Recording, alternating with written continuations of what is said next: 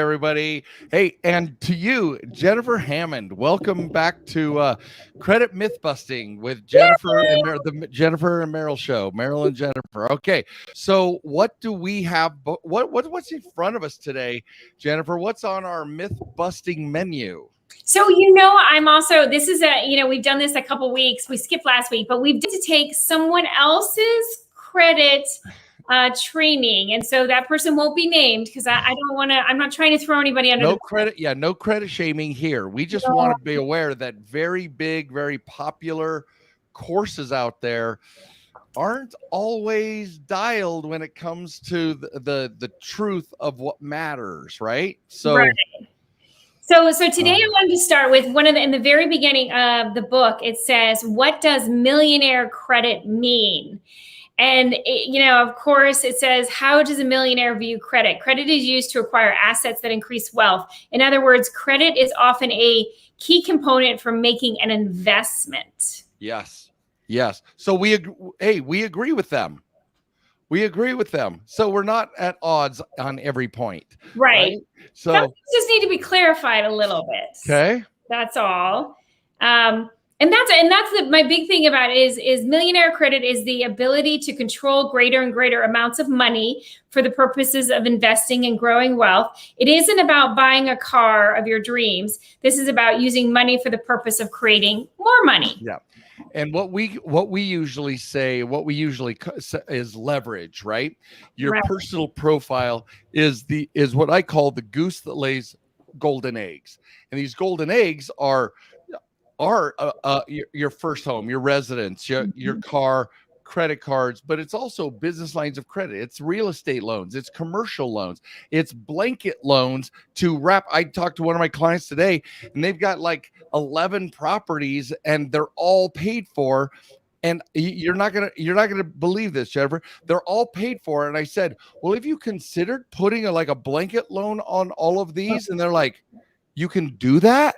No joke. And I'm like, this is $1.5 million at 80% LTV on the blanket loan. And I'm like, let me get you a couple of phone numbers because, and they were just like, no way.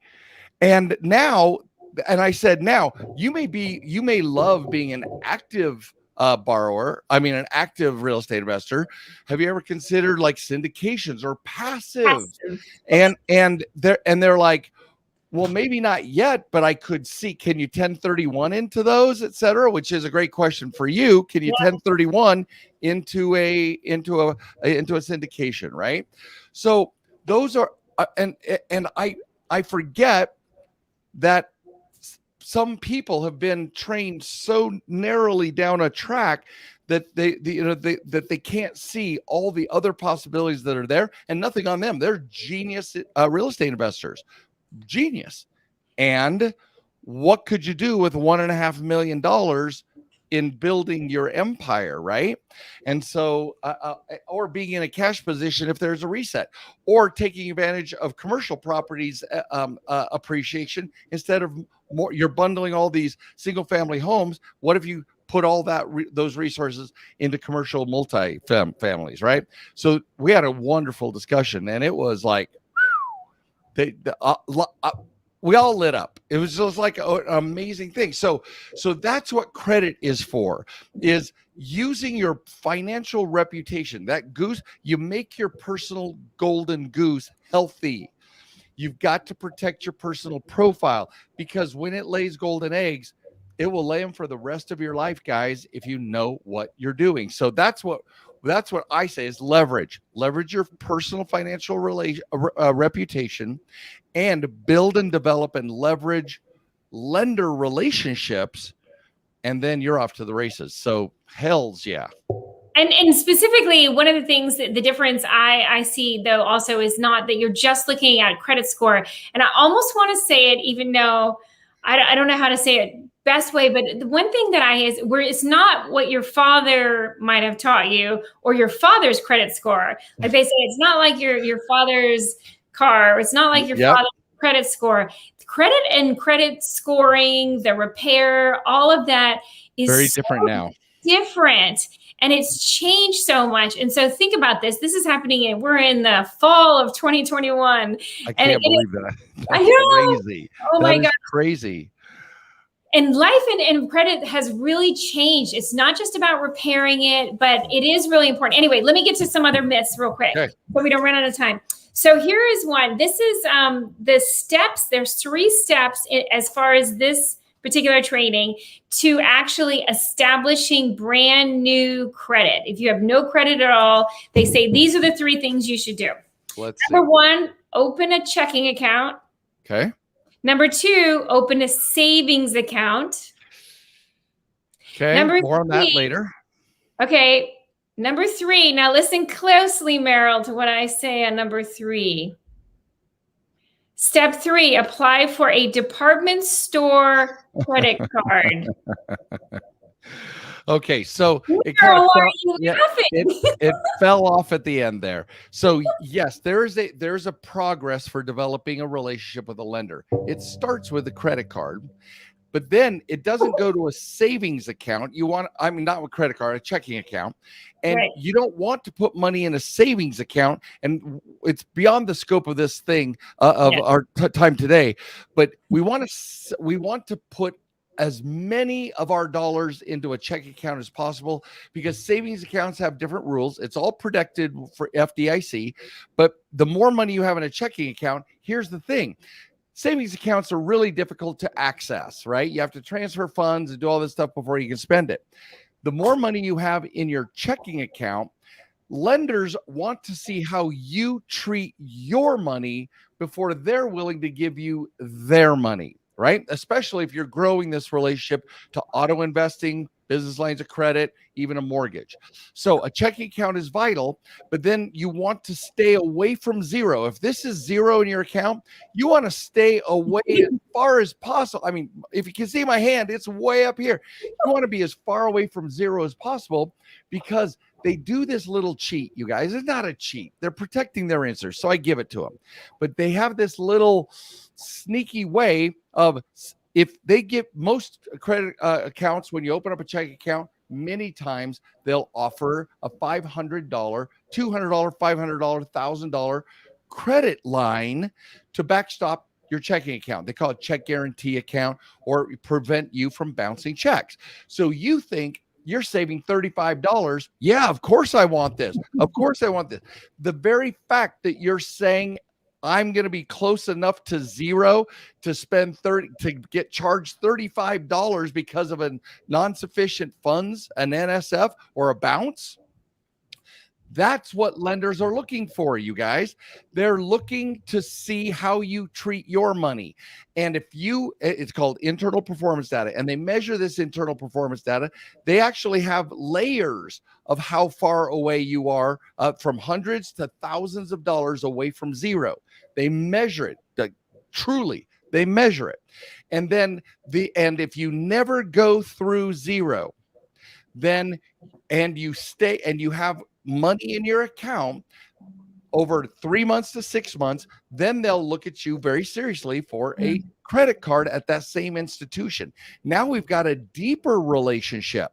We got checking account proving how we use our money, and a credit card to use their money. Now, so they had it right. Checking account, right? Savings account, we want all that money to keep us further away from zero. And then, more importantly, the third piece was get a department store card, or in common terms, a retail or an online credit card. Those are the death knell of your personal profile. You still need to get some really good sound effects. We do. We do. Down the drain. Yeah. So, because that if you get a department store or a retail card, there's what's called FICO and lender software, underwriting software that approves you in that 30 seconds. That's what we call automatic underwriting software. They're looking at you based on 40 borrower behaviors. One of those behaviors is, what do you have, national bank cards, or do you have consumer cards? And if you have even one consumer card, it will say the consumer finance account, and it's a negative indicator. It isn't a derogatory, meaning it's not a delinquent, it's not a 30-day late, a collection or other, but FICO downgrades the value of your profile because you've manifested consumer behavior, and lenders don't like big lenders, top tier banks do not like consumer behavior. And so the big subject, but even if you have like if you're going for points and miles, all that stuff, I recommend in my boot camp, I tell people to go to my boot camp to learn how to do all of this stuff on the side of your business, not on your personal profile. So you don't want even one retail credit card. You don't want department store cards. And where possible, you don't want a savings account, because the savings account, we want to use that money. You've got to show your discipline, because most of us do a savings account so I don't use my money. Well, do you see the perspective that the lender is actually demonstrating here, right? It's like, put all your money into the checking account and then have an artificial zero. Maybe it's $200. Maybe it's $2,000. Yeah. That's your savings account. You never go below $200 or $2,000. Now you are a superhero to the lender. Yeah, absolutely. Go ahead. Will you throw up the website on the screen? So if people want to go to the boot camp, they can go ahead and register at the... Yeah, getfundablejennifer.com. Getfundablejennifer.com to learn all of these kind of insider secrets, because there are lots of, we cover over 33 sections of the borrower experience, and we have several strategies in each one of those borrower challenges borrowers run into, situations borrowers run into, and we cover all of those. But I'm telling you, so 1 out of 3 ain't bad. Yeah, 1 out of 3 ain't bad. I mean, but again, this is a course that is a very expensive course that people pay a lot of money for, called Millionaire Credit, and it is. We're not saying the person who teaches it, but I just again, I wanted one more. We're slipping one more thing. I know we're just about out of time, but the last one is, it says if you're married, you must have individual, meaning separate accounts in each person's name to have the best impact. Is that true? Partially. Yes, to revolving accounts, credit cards, etc. We prefer that each one of you have your own accounts. But on auto loans, mortgages, and other types of installment loans, you can be joint without harming your profile. We do so they're right on credit cards, but they're not splitting the difference, because many families wouldn't be approved for a mortgage if we just use one of the spouse's credit and income, right? Right. And FICO and lending software account for that. They actually do say that it's okay, that there's no point loss for sharing installment loans. Now, part of the reason, while we close up, is installment loans, even mortgages, end after so many 5 to 7 years for auto loans. Mortgages, most people refinance within 5 years, right? So many of those are they have a terminus date, they end, and so they're safer bets and they're secured. Auto loans, etc., they're all secured. Credit cards, the best kind, are not secured, and they never end. So we don't want, for many reasons, but the 4 Ds, death, divorce, disability, and dissolution, we don't want to commingle revolving accounts, because those end up being as eternal as financial instruments can be. They're forever. Yeah. They're what is it? Not BFFs. What would it be, Sky? Credit cards, CCFFs, credit cards forever. Credit forever. Credit cards forever. Yeah. CCF, anyway, credit cards forever. So we're definitely going to work on sound effects so we can have some really funny ones. So we'll see you in what, 2 weeks, right? Yep, 2 weeks. We're not doing next Thursdays. I'm going to be in a personal development. I'm always sharpening the blade. I want to sharpen my blade just like I recommend my clients, my students, everybody in my tribe. Always be improving. Always be seeking coaching. I got coaches, and I'm all about seeking the best to improve my quality of life and myself as a business owner. So, Jennifer, it's always a massive honor and pleasure to spend time with you. All of our viewers, like, love, share. If any of this is meaningful, find what points are meaningful, guys, and share this with your friends, family, associates, so that they don't make the same mistakes that many people just aren't aware of, and therefore we kind of crush we step on funding landmines. We're done with that. Exactly. Okay, guys. Thank you. Be well. Have a beautiful day.